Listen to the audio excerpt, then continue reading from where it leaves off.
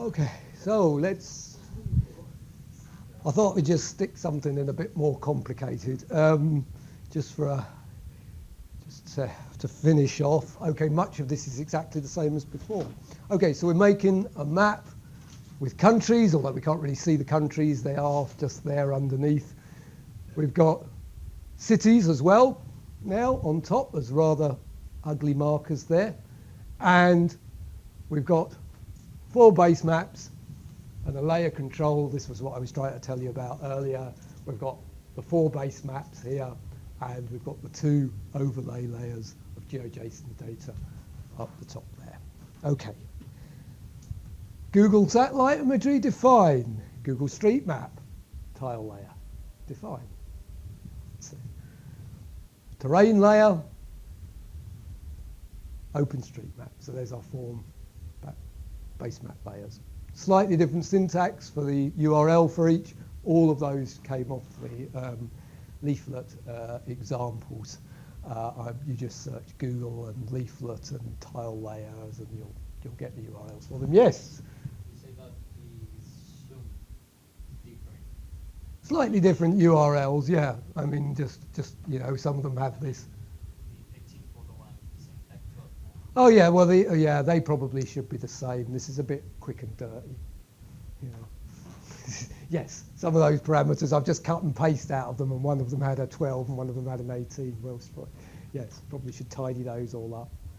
I'm not saying like this code is perfect, I'm showing you. Okay, so we create our country group. So just like we did before.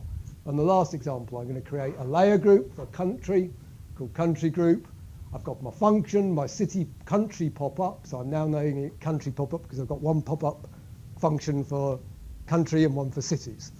So I do my country pop-up, do my text, set my text in my pop-up, just as we did before. Excellent. I load my country data on. I do my on each feature. This time I'm calling the country pop function because it's the pop-up for the country layer. Nice. Brilliant. It's exactly the same as before. I'm adding to the country group. Now, here's something different.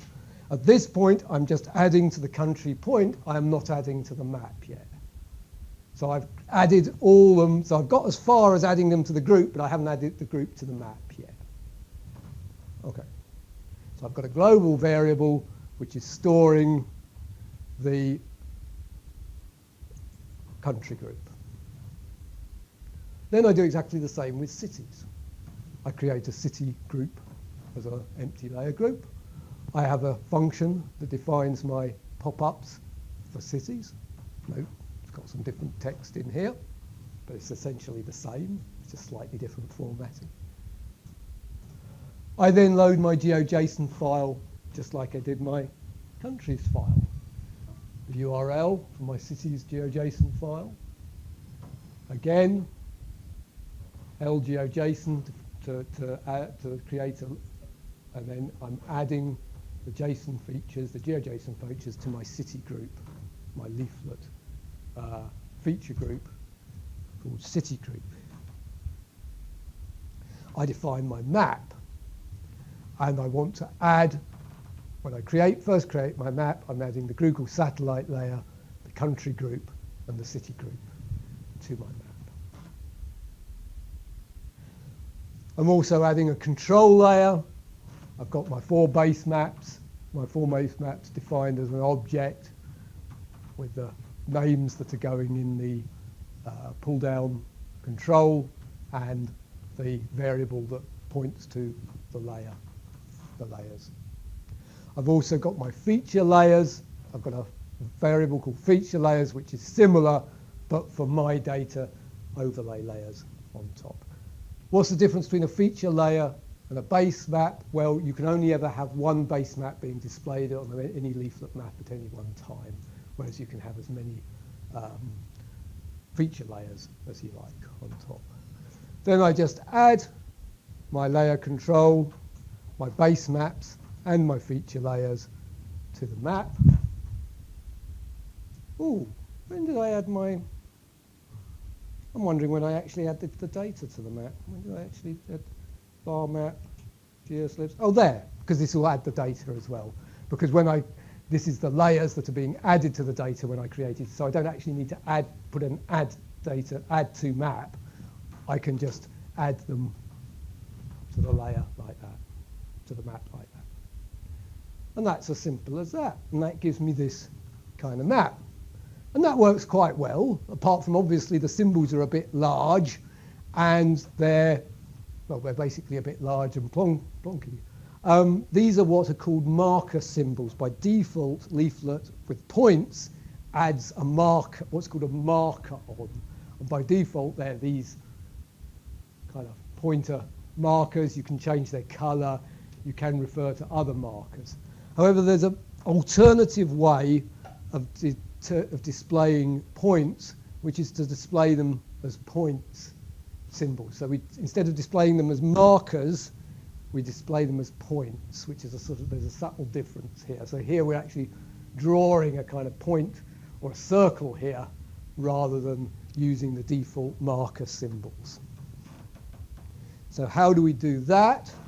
Well, for the cities, so we're just looking at the cities here, we define a style object for the point, for the point. So I've got it marker options here, so I'm looking at a radius of 5.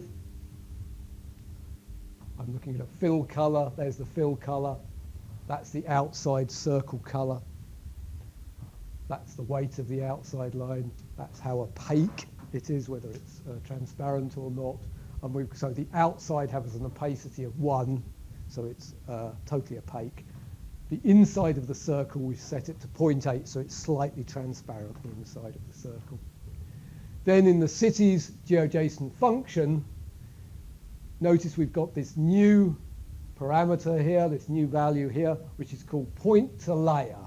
And that's what will display the features as markers rather than, in this case, circle markers rather than a standard marker. So we run this point to layer. On this point to layer argument, what we do is we call another function. Here, rather than having the function defined elsewhere, we've just defined the function in the directly after the argument. We could, like on each layer or city pop, we could have called another function here and had it defined elsewhere, but it's a very short function, so we've just done it on the same line effectively. So the norm is a function which passes in the feature and the latitude and longitude. Again, these are internal Leaflet things. You just do them, passing in the feature, the lat long, and it returns a Leaflet circle marker at the latitude and longitude for that GeoJSON feature using the marker options that we've set here. And then we add it add it to our group layer. And that's how we get those circles. And those still have point and click pop-up menus. So it's I think that's a slightly nicer interface than the big markers. Okay, so I'm going to give you one example. So that's all I'm going to teach you about Leaflet, to be honest, really. There's more in the practical materials, more examples, more different examples. But that's the basics of how to make a basic Leaflet map with some polygons and some points on it and things like that. Now, once in that part of the practical that teaches that, then I have a little section you considering how we link these with HTML elements that allow us to interact with the map. So at the moment we can interact, we can point and click, and we can get a pop-up menu. But here we're going to implement a search function using some HTML form elements where the user can type in some text here, press the search button, and find the countries. And we're going to highlight the country that matches the search text. So really simple interface. But this is, if you're going to build interactive systems, you need to know how to talk between these elements and the map, how they communicate together. So we're going to try a new approach here. At the moment, we've just been writing a map. You load the page, it writes the map, end of story. You can point and click and get pop-up menus, but that's all that's going to happen to the map. Once it's drawn, and then you can do that. Here we've got a different thing. We need to draw the map differently each time a search is made, potentially, because if a search finds a match with a country, then it's going to draw it in a different colour. So what we're going to do is, instead of having basically a main program that writes the map, what we're going to do is have a main program that basically sets the scene, and then we're going to have a function, write a function that draws the map whenever the main program itself runs, so to draw it the first time the page runs out, but also runs whenever a search is run. So we're basically writing one function that draws the map under both the default loading up the map conditions and when a search is undertaken and a match is made or a match is not made.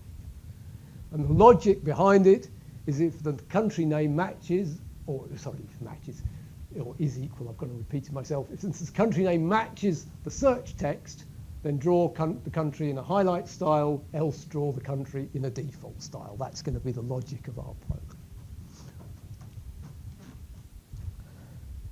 program. The programs get larger, it gets more and more difficult to fit on the screen. Here's my HTML for this. Exactly the same as before, except I've now got the addition of an input, an HTML input box, text box, which I call search, and initially comes up with no text, and also a button, an input type button with the value search, which when it's clicked, fires the function draw. So whenever the on-click event gets fired when you click the button called search, and when it fires, it runs the JavaScript draw function.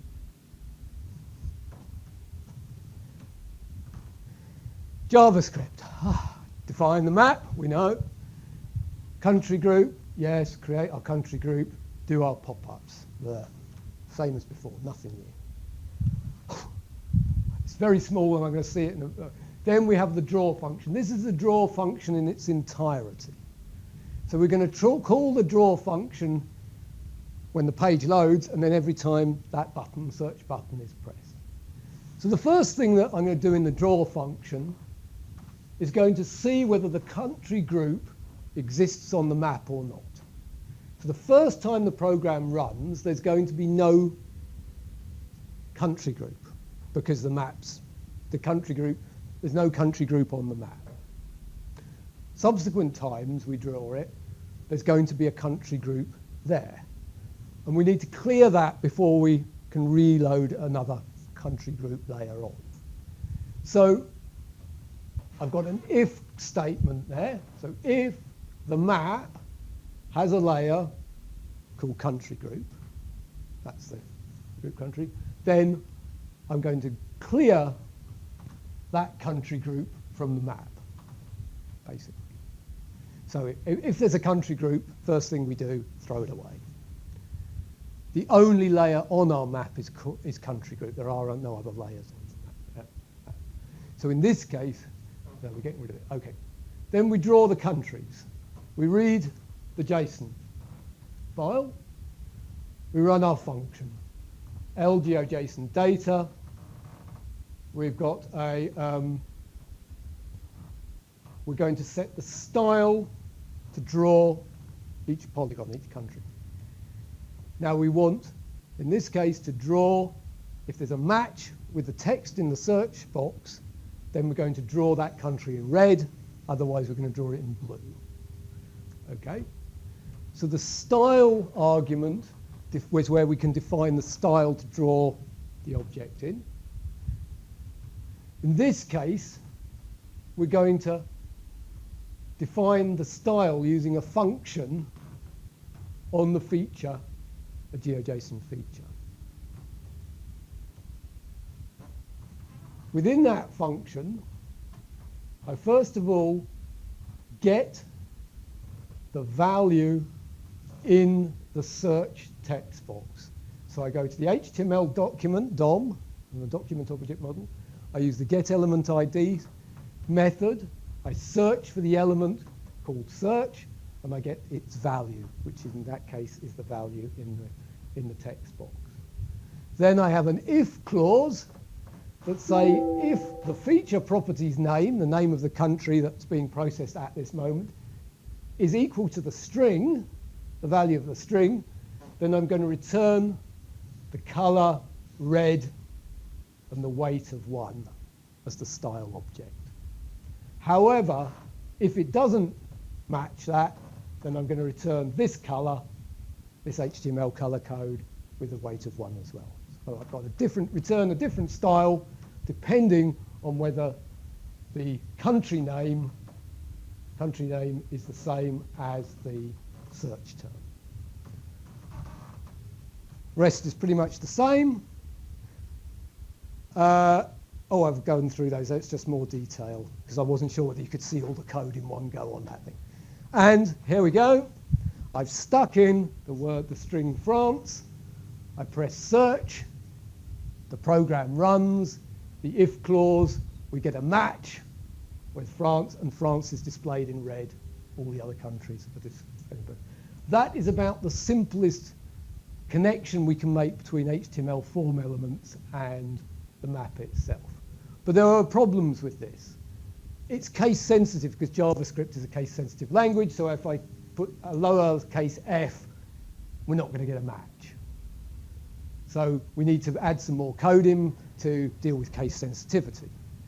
It's not uncommon for people to leave trailing or extra white spaces as well, so maybe we'll want to trim any white space from the end. That would improve our hit as well, hitting, because if it was France and then 1 space, it would not get a match as it presently is. But if we trimmed them, we could get a match. So this is exact spelling is required. So basically, you have to type France exactly like it's typed in the name of the country in the GeoJSON file. Now for France, that's not too bad, but what's the exact name of the Democratic Republic of Congo? And some countries have incredibly long official names, which you're never going to know. So we probably, while this is a basic search, you'll also see some other alternative HTML forms, elements that you can use that, for example, provide a pull-down list of countries that you can select one from. Now that's going to prevent them being these problems with spelling mistakes and things like that, and not knowing the full name of the country. So I'll show you that in the practical. I show you 4 different ways for searching for countries on the map, each of which has its pluses and its minuses. Okay, what else does Leaflet do? I'm waiting to find out things that Leaflet does that I've never heard of that you discover. So here's just a couple of screenshots. So you can make fancy icons that look like flowers or whatever you like, if that turns you on. Here's an example of an interactive choropleth map where you can move your cursor over the various states in the US, and it will give you your menu here will change depending on where your cursor is hovering over. So in this case, you've got the density of a population of density. You've got it styled with a legend showing it. So you can do all these kinds of things. You can read web maps service layers. Here's a web map service layer just of countries. So you can get web map services, add them to your maps if you like. Those are the some of the built-in extras that I haven't talked about. And I can't, you just can't, one could probably talk for 6 or 7 weeks on Leaflet functionality if one was so inclined. Leaflet, as I say, is a lightweight program. It's designed to be minimalist, which means that it only has certain functionality native. And as a result, lots of people have written add-ons that allow you to extend Leaflet to do interesting things. And here's just some of the lists of on Leaflet website of the different types of plugins that exist, all sorts of various types of tile and image layers, overlaying data, interaction of data. You can edit geometries, you can do synced maps together, some geoprocessing, some routing algorithms. So you can do an awful lot with these plugin connections, and do have a look at them when you're thinking of your application. So here's just a couple of screenshots of some of these plugins. This is a good one, marker cluster. So if you've got a large number of markers, rather than displaying each individual marker like I did on the world, which was far too much data on the world map, Here you get these markers that show how many objects there are in the vicinity of that thing. Have you seen these before? I think you're probably familiar. You've probably seen them on websites and things like that.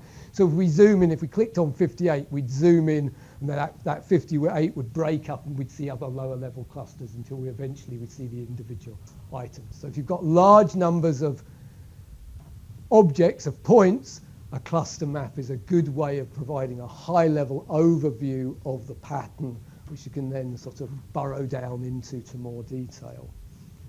Heat map, an alternative way of seeing density of points and density of objects. It's not the most beautiful one. I was trying to find a better, or what I thought was a nicer example of a heat map. So this is 10,000 points, and instead of showing the individual points, you basically show the density of the distribution of points on the map. So that's an alternative way of looking at large amounts of data. Okay, that was just 2 of them. I thought I had a couple more than that. All right, the assignment. Okay, this is all just, so don't worry about it. I mean, this is all in the assignment description. So there's nothing really new here, but I just think it's helpful to run through it. Okay, so what you need to do for the assignment, you need to create a simple, robust, easy to use web mapping application that meets one or more user needs well. That application must be embedded within a set of web pages that include your home page, just a sort of introductory page, your own home page, one or more design pages that document what the application does, the design process followed to develop it, and I'll expand that a little bit in a minute, and finally a critical summary. And the third thing you need to do is some installation instructions as a README file, so that when basically you're going to send me the files up to study space, then I'm going to reinstall them on OSGeo Live to mark them and provide them to the external examiner. The installation instructions must allow me to tell me how to do that. And it must be developed on OSGeo Live. Okay, that's a requirement. Assessment criteria, the application itself is worth 50% of the marks. And then the pages, just five more marks for the home page and the overall design of the pages. The 40 for the design pages in total. The installation instructions, 5. That's the spread of marks. So the application, do one thing well. One or maybe 2 things well, but just concentrate on one thing. Preferably including some kind of spatial function. It's not obligatory, but we're geographers, we're GIS people, let's try and get some spatial functionality in there. Okay, if at all possible. Not all applications necessarily need spatial functionality though. For example, search for coffee shops by type, cost, ambience, distance from where I am. And possibly you could add a user rating system might also be implemented. So that's the sort of example. Just searching for coffee shops by type, cost, and ambience and distance would be sufficient. Very good. A user rating system, to implement a user rating system is quite hard and quite a bit of extra work. So it should be easy and intuitive to use, although you can provide additional help, but only when required. I mean, the whole art thing is to create something that you shouldn't need to read any help to do. You should be able to just go to that site and use it without having to think about it. That's usability for you. So some kind of simple application. So you need to develop this application with a suitable architecture and code library. So you need to decide what your web architecture is going to be and what your code libraries are going to do.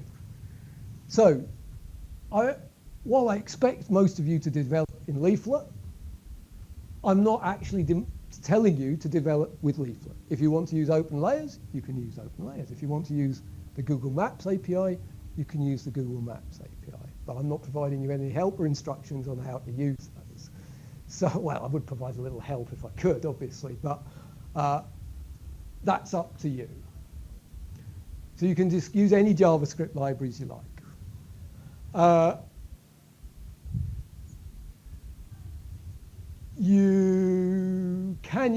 So if you want an underlying database, if you need an underlying database or want to implement an underlying database, you can do it with Postgres, and the server instructions, the practical shows how to build an AJAX, an API onto Postgres that allows you to do spatial querying, spatial API querying onto data in a database through the web.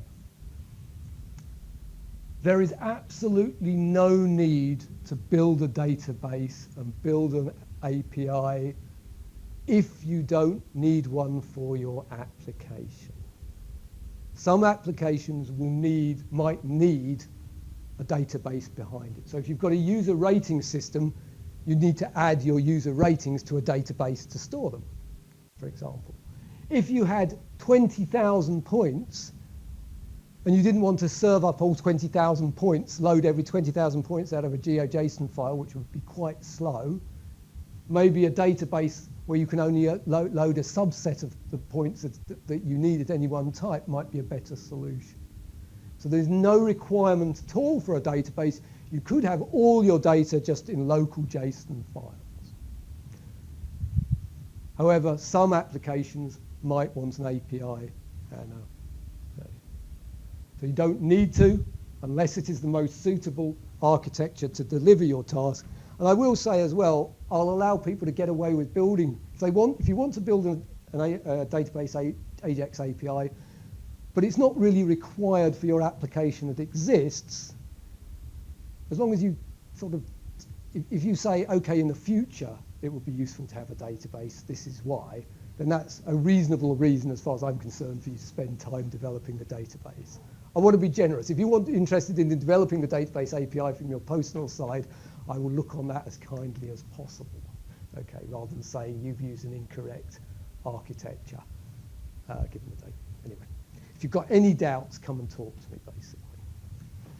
What else? Suitably well formatted and commented code, be it JavaScript, be it SQL, be it HTML, all your code nicely arranged, tidy, easy to follow, easy to read. Your application must be consistent with your design document. Surprisingly, credit will be given for innovative coding that uses functionality not included in the module materials. So give me a cluster map, great. I haven't taught you how to do cluster maps, that's extra kudos. So adding in exploring, developing stuff that you haven't been taught, great, that gives you extra credits. And credit will be given for the extra effort required in implementing an API. So if you want to do an AJAX API onto a database, that's quite a lot of work. So therefore your JavaScript application, you won't have so many hours to put into that. That will be sort of compensated for, so to speak. I'll look at the application as a whole as opposed to just the front end and marking on the front end. Because a lot of effort goes into this, you won't have so much time to put on the front end. Design pages. So we're going to talk about design more after the break. So I will be talking about design again as soon as possible after the break. So things like, start off with a user needs and conceptual model. What information does your application deliver? What's its purpose in life? Who is its target audience, its users? It may be everyone, or it may be a specific group of people with specific needs. Have a look. What other competing systems or existing systems are out there? Have a little look. We're not talking about a comprehensive review of them, just to, mention a couple of them, mention how you fit in the marketplace, so to speak, in a very general and simple sense, not in great detail. And you should include sort of one or more use cases, and I'll talk about use cases after the break. System architecture and database design. So you've got to document your software, hardware architecture, probably best illustrated with some kind of, if you've got a database, maybe an ER diagram, if it's that, and then maybe system architecture diagrams to show how your data and the components of your system fit together. The software, you're not going to have any hardware components, but the software components. Where's the data? Are you bringing in data from published APIs? Is it local files? Have you got a database, or is it just reading a local GeoJSON file? So document your architecture and why. Data. You've got to the sources of all data used, including whether they're static or from some kind of live feed. Any pre-processing that you've done to the data, so maybe you had to collected a bit of data yourself and had to clean it up or something like that, clean some of these data up. Interface design, sketches and text that describe your initial thoughts on what your interface is going to look like. So this is sort of your conceptual model where you start with and how users will interact and navigate with it. I'll talk about wireframes after the break.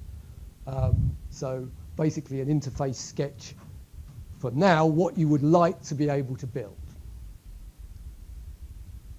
Once you've actually built your system and it's at least vaguely holding together, so that suitable so somebody else can actually use it and can try it out, I would like you to get 2 or more people, and it could be anyone, your colleagues, your husband, your wife, your whatever, your children, your whatever, not your dog, no. Test the system just in a very informal manner. So comments, just make comments in, do they think it does what you say it's going to do, what it's designed to do? Does it have bugs, how usable it is, etc., etc. So basically a bit of sort of informal user testing, then they give their comments back to you. You decide, go through each of the comments and you decide whether to act on those comments, and it's something you're immediately going to correct, something that you're going to highlight as future development, or something you say, okay, I don't actually agree with that statement. I'm just keeping things like they are. So basically go through those user testing, fix them, put them on hold for future fixing development, or say that they're not necessary. The final thing is the critical summary. So lessons learned, some future plans.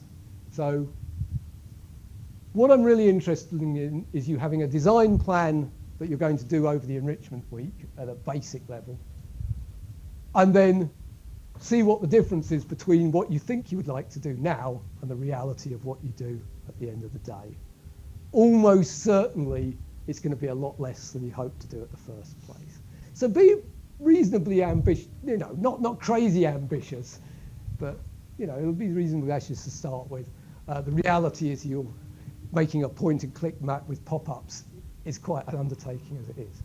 Critically evaluate your application, what works well and what not so well. Is there better data that could be used? Is your data good enough, or is it something like that?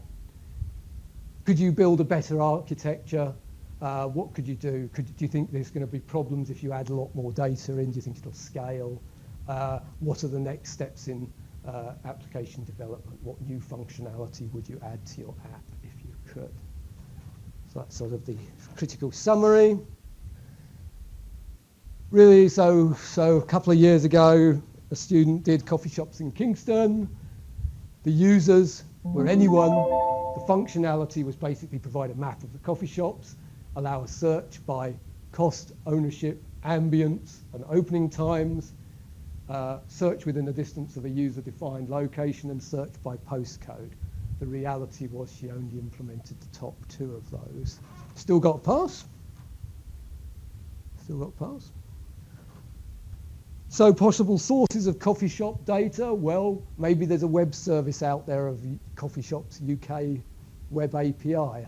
Probably isn't, but it's worth having a look. Maybe there's some data files that can be downloaded some kind of local gazetteer of property of businesses or something like that. Maybe you just wander down to town and spend an hour wandering around the coffee shops with a map and collect the data yourself. That's what she did. Or you can just make some up. We're not here about data. We're here about web applications and serving that data. So you can make your own synthetic data up just to meet to demonstrate the application itself. But if you're never going to get if you've got problems getting data in the first place, maybe that's something you want to discuss in your critical evaluation and highlight as an issue. Possible data architectures, okay, so you could have data in a local XML or JSON file, and that's what she did. She just had a little JSON file, or we were doing XML previous years, so she just had that, but she could have built a local database and had an API. There's no published, or then perhaps you could have extracted data, as I say, from some external file, or you could have, so you could request the data from a published API or load a file from a local URL, or from a remote URL. So there's lots of different potential architectures, some of which are possible. Basically, those two were possible. These other ones weren't possible for her. She went for that simple one. Logic. Okay, so there's different places where you can do the logic of the program. So most of it is probably going to be doing client-side JavaScript like I've shown you today. Load up your points on your map, etc., etc.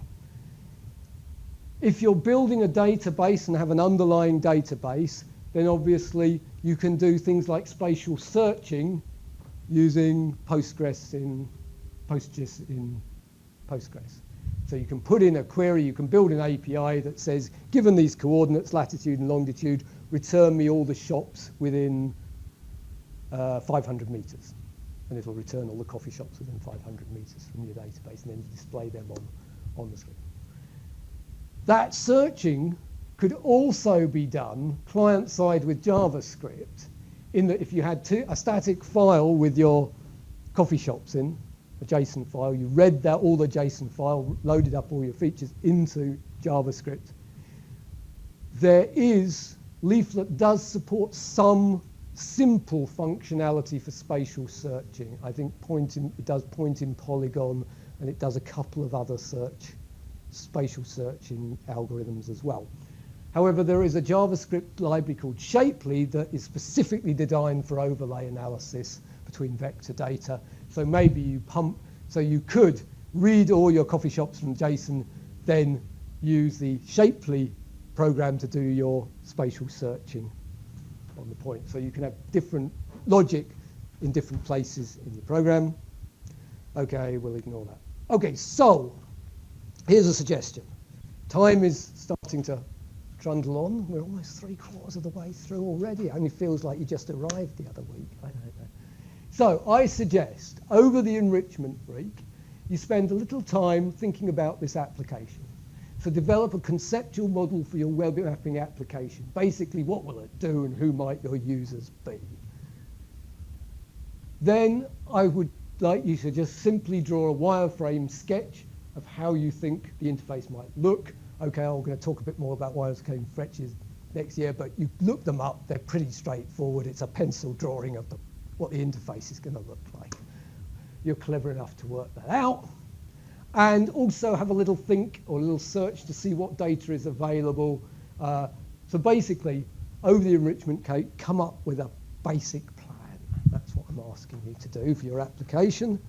And then after the enrichment week, so when we get back in the practical session, I think week after next, what I'd like is you to come back with a few slides outlining what you've discovered, really very informally, 5 minutes, slap your slides up saying, this is my plan, and we can discuss what your plan is, whether there's any issues you need to think about, problems you need to think about, and basically just make sure everybody's got a reasonable plan about what they're hoping to do.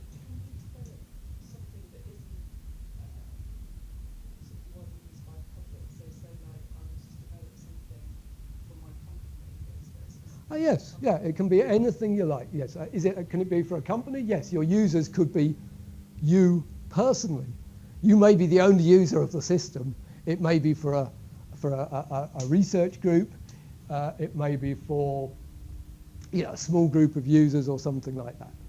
If anybody is having trouble thinking of a project, I have some data and I have some ideas, and I'm quite happy to kind of let that be your project. So I've got some data on community assets in Kingston. I've got data on the Hogsmill River, water quality, biodiversity, and things like that we actually want to get up online for the Hogsmill River Management Trust. I actually got some archaeological data, the archaeological sites in Kingston the day before yesterday from the local archaeological society. So I've got 3 local data sets that I'd love to get up online. So if anybody who's interested in something like that, then come and have a word with me. Distance learners, well, you're not distance learners, but for distance learners out there, you can send slides in with a voice recording or not, and we can discuss those as well. Any questions over that assignment? Yep, great. All right, we'll see you up in the lab, see what's on the slab list today in 10 minutes or 15 minutes or so.